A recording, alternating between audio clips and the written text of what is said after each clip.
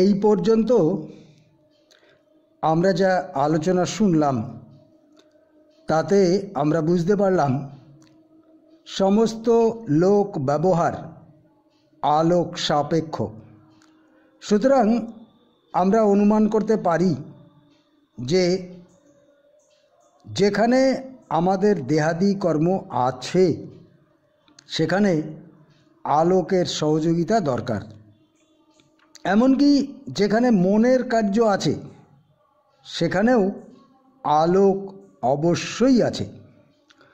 কিন্তু আমরা জানি মানুষ কর্ম সম্পাদন করে থাকে তার দেহ ইন্দ্রিয়ের সাহায্যে।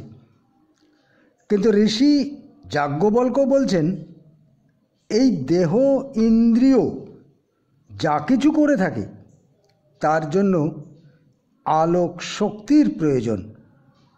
আর একটা গভীর তত্ত্ব হচ্ছে দেহ ইন্দ্রিয় আমাদের জাগ্রত অবস্থায় কার্য সম্পাদন করে থাকে, কিন্তু প্রত্যেক মানুষের বা জীবের এই জাগ্রত অবস্থা বাদ দিয়েও আমাদের এমন ব্যবহার স্থল বা অবস্থা আছে যেখানে আপাতত কোনো আলোক নেই।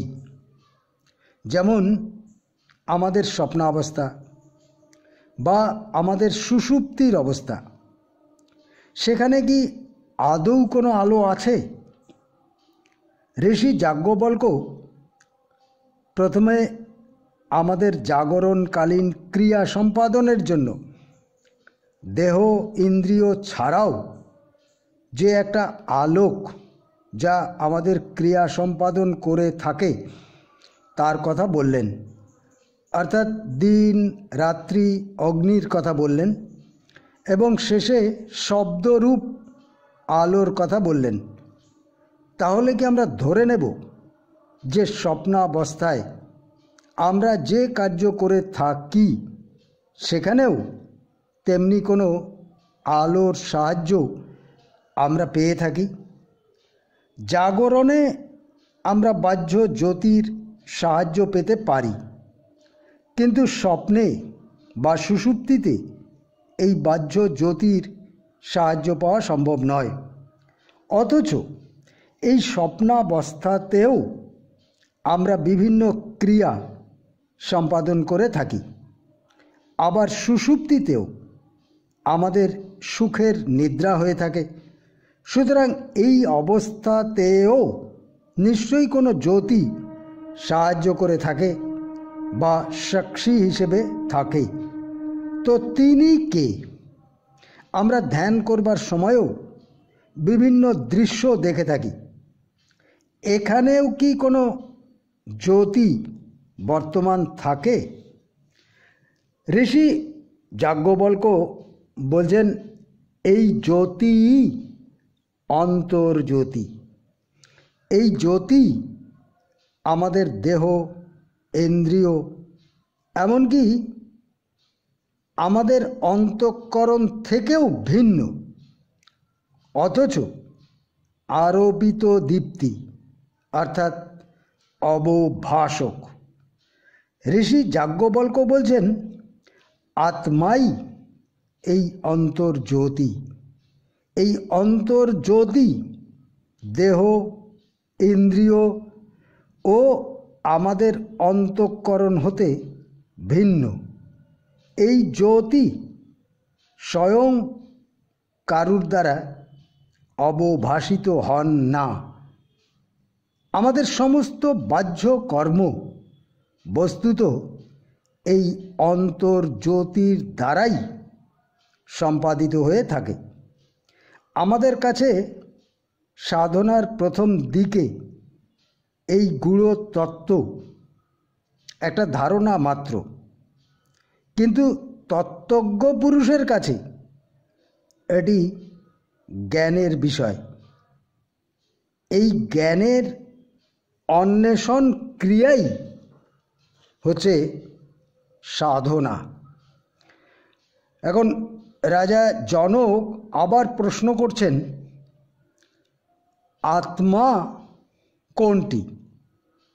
ঋষি যাজ্ঞবল্ক্য বলছেন, যিনি আমাদের বুদ্ধিতে উপস্থিত তিনিই আত্মা। যিনি আমাদের বুদ্ধিতে উপস্থিত তিনিই আত্মা।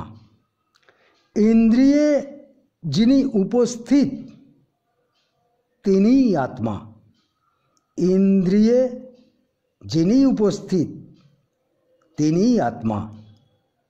রাজা জনক আবার প্রশ্ন করছেন, বুদ্ধির অভ্যন্তরস্থ জ্যোতি পুরুষই আত্মা? সূর্য সমজাতীয় বস্তুকে প্রকাশ করেন, আবার ইন্দ্রিয় সমজাতীয় ইন্দ্রিয়গুলোকে উদ্ভাসিত করেন, আবার সকল ইন্দ্রিয় জ্ঞান আহরণ করছে। কিন্তু এর মধ্যে সত্যিকারের আত্মা কোনটি? ঋষি যাজ্ঞবল্ক্য বলছেন, বুদ্ধিতে আরোপিত আত্মা বুদ্ধি স্বরূপ মনে হয়, কিন্তু সত্য হচ্ছে বুদ্ধি, প্রাণ, মন ও ইন্দ্রিয়গুলোকে যিনি চেতন প্রায় করে তোলেন তিনিই আত্মা। বুদ্ধি, প্রাণ, মন এবং ইন্দ্রিয়গুলোকে যিনি চেতন প্রায় করে তোলেন তিনিই আত্মা। রাজা জনক আবার বলছেন, মানুষের মৃত্যুর পরে কোন লোক প্রাপ্ত হয়? ঋষি বলছেন, প্রত্যেকটি মানুষ মৃত্যুর পরে ব্রহ্মলোক প্রাপ্ত হন। ব্রহ্মলোক তো ব্রহ্মার আবাসস্থল। রাজা জনক বলছেন, ব্রহ্মলোকে তো ব্রহ্মাই থাকেন, তো আমরা কিভাবে সেখানে স্থান পাব? শুনেছি ভাগ্যবান কিছু মহাত্মা এই ব্রহ্মলোক প্রাপ্ত হয়ে থাকেন। ঋষি বলছেন, তুমিও ব্রহ্ম, আর তুমি ব্রহ্মলোকেই বিরাজ করছো। এই কথাটা খেয়াল করুন। ঋষি যাজ্ঞবল্ক্য বলছেন, তুমিও ব্রহ্ম, আর তুমি ব্রহ্মলোকেই বিরাজ করছো, কিন্তু তা তুমি জানো না। অজ্ঞানবশত, অবিদ্যাবশত নিজেকে তুমি মর্ত্যলোকের বাসিন্দা ভাবছো।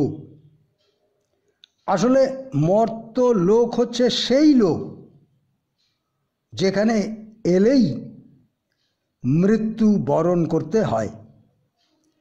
প্রতিনিয়ত যেখানে মৃত্যু হচ্ছে সেটাই মৃত্যু লোক।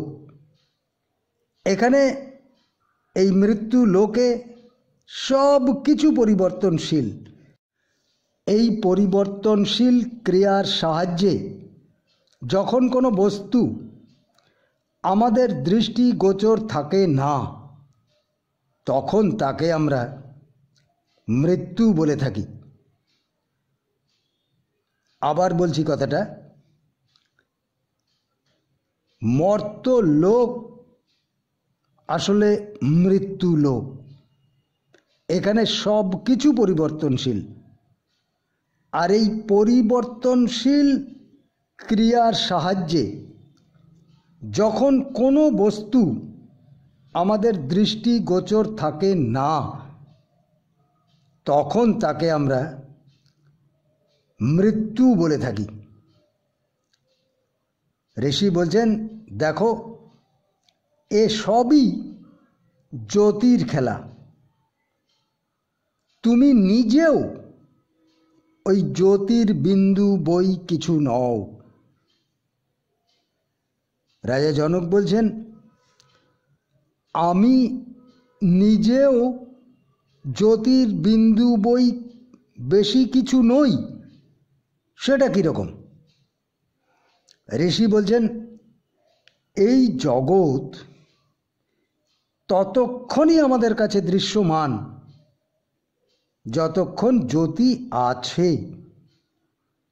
জ্যোতি সমস্ত কিছুকে চলমান করে রাখে। সৌর জগতে সূর্যই এই জ্যোতির উৎস। সূর্য যখন অস্তাচলে চলে যায় তখন চন্দ্র জ্যোতি জগৎকে দৃশ্যমান করে থাকে। অমাবস্যা রাতে অগ্নি জগৎকে দৃশ্যমান করে থাকে। আবার দেখো, যখন সূর্য, চন্দ্র, অগ্নি নির্বাপিত হয় তখন শব্দজ্যোতি এই জগৎকে দৃশ্যমান করে রাখে। আবার শব্দজ্যোতি যখন বিলোপপ্রাপ্ত হয় তখন আত্মাই জ্যোতি রূপে প্রতিভাত হন। আর এই আত্মজ্যোতি প্রভাবে জগৎ দৃশ্যমান থাকে। অর্থাৎ সবই আলোক সাপেক্ষে বর্তমান থাকে। রাজা জনক বলছেন, আত্মা, আত্মজ্যোতি এগুলো কি? আত্মা কি? ঋষি বলছেন, তোমার বুদ্ধিতে যা উপস্থিত তাই হচ্ছে আত্মা। তো তোমার বুদ্ধিতে কি উপস্থিত? তোমার বুদ্ধিতে উপস্থিত আছে জ্ঞান। আর এই জ্ঞান তুমি তোমার পঞ্চ ইন্দ্রিয়ের সাহায্যে পেয়ে থাকো। আর এই জ্ঞান যখন তোমার লোপ পেয়ে যায় তখন আর তুমি তোমার আমিকে বুঝতে, জানতে বা উপলব্ধিতে আনতে পারো না।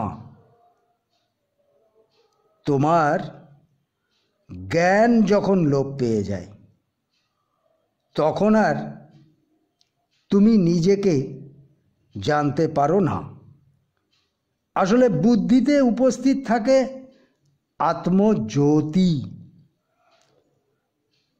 এই জ্যোতি আত্মা, এই জ্যোতি ব্রহ্ম।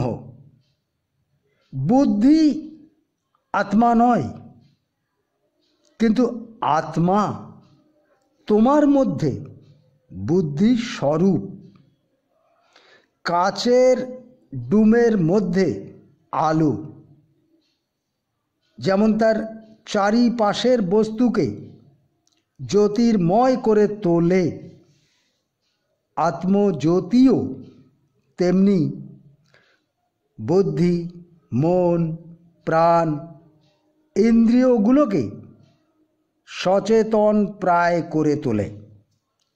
আসলে এরা নিজ নিজ গুণে চেতন নয়, জ্যোতি এদের চৈতন্য প্রায় করে তোলে। রঙিন কাচ আর রঙিন আলো যেমন পৃথক করা যায় না, তেমনি বুদ্ধির সাথে আত্মজ্যোতিকে অভিন্ন বলেই মনে হয়। বুদ্ধিতে প্রতিফলিত আত্মা বুদ্ধিকে অবলম্বন করে দেহের ইন্দ্রিয় সকলের মধ্যে প্রতিফলিত হন।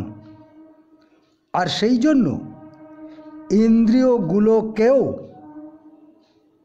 ক্রিয়াশীল করে তোলেন।